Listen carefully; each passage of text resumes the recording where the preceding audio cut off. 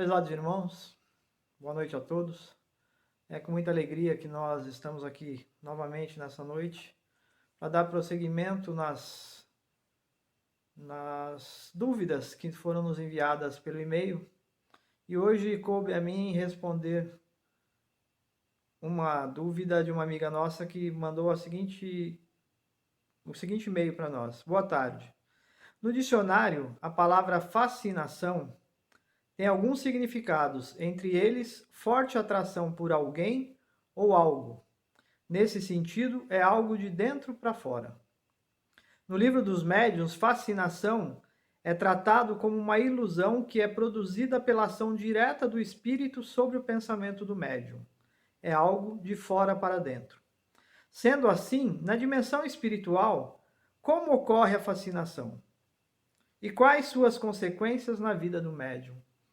Interessante essa questão que ela nos fez, né?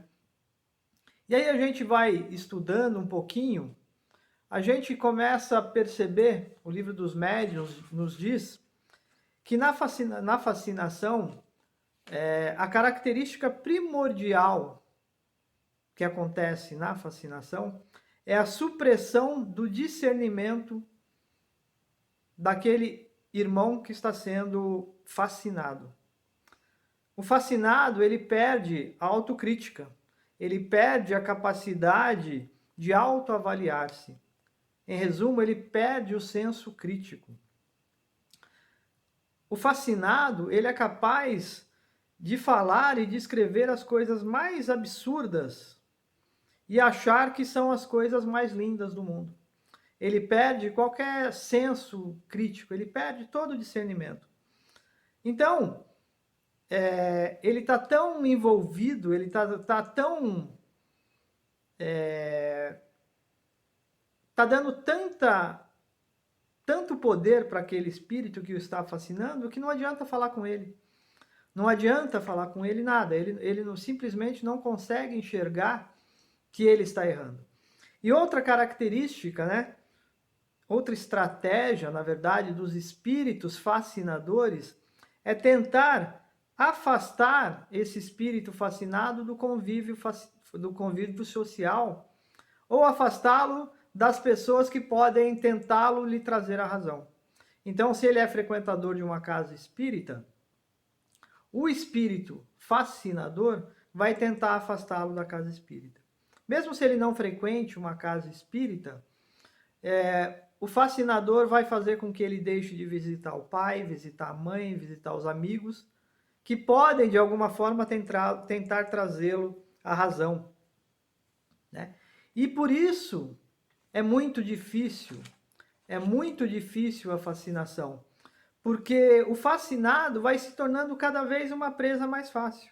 E o fascinador vai cada vez mais obtendo uma parcela maior do psiquismo do fascinado. Né?